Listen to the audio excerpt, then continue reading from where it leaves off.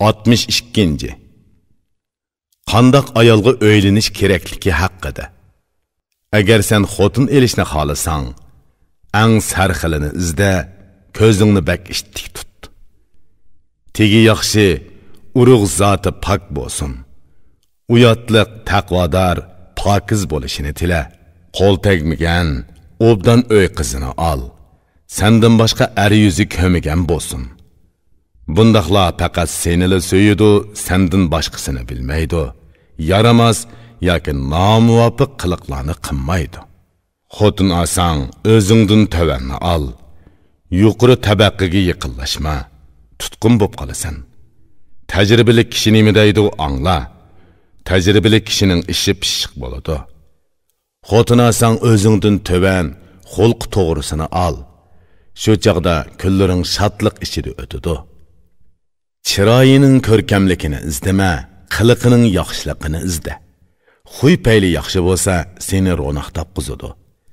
Xotin amma olsang o'zingga munosib bo'lganini ol.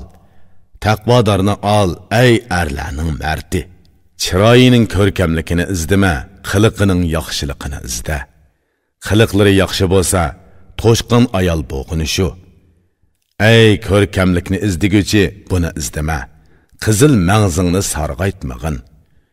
Kim o'ylanmoqchi bo'lsa, muni 4 xildan boshqa ayolga o'ylanmaydi, ey albeshi. Ba'zilar boy ayolga o'ylanishga zo'xlanadi.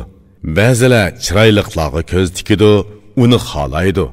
Yana ba'zilar tegi esil, uruqqa pok bo'lishini xohlaydi. Bu ulug'liq nomi bilan faxrlangusi keladi. Yana ba'zilar nozuk, taqvodorlarni xohlaydi. Undaqlarga erishsa, darhol o'zini beg'ishlaydi.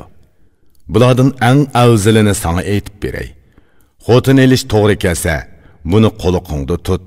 Ey xotin tanlashda boyni xohlig'uchi, sen uningga qul bo'lib qolmag'in, ey bilimlik inson. Ko'ngli boyliqqa maftun bo'lib, tilini uzartidi. Uning xohlagan narsasini ep berishga to'g'ri keladi. Ey chiroyliqni xohlig'uchi yaxshi kishi. Xotinning chiroyligini izdama, xalqqa masxara bo'lasan. Ayolning chiroyligini hamma odam yaxshi ko'radi. Uni Xudoning fazilatila qo'g'dab qala oladi. Ey nasli ulug' xotinni izdiguvchi, ulug' nasl orasida o'zingni xor qilma. Asli nasabi ulug'larning tili uzunroq bo'ladi. Bunda xotinga qul bo'lib qolma. Ey nozuk, taqvodor xotinni izdiguvchi baksoda. Bundaqlarga erishsang, ashu 4 narsaga tugal erishgan bo'lasan. Agar yaxshi taqvodor xotinga erishsang, paytni qo'ldan bermay, uni ol, ey yaxshi kishi. Boy bo'lishni xohlasang, u mol dunyoni yig'ib beradi, seni beytidi, yuzingni yo'riq qiladi.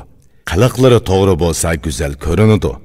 Ayolning go'zalligi uning qiliqlaridir, buni bilganlar biladi. Ayol taqvodor, pok bo'lsa, esil bo'ladi. Heliqi 3 narsami uningda jam bo'lgan bo'ladi, ey qudratlik. Ey dana, sen taqvodor ayolni izda. Taqvodor bo'lsa, 4 narsa uningda jam bo'ladi.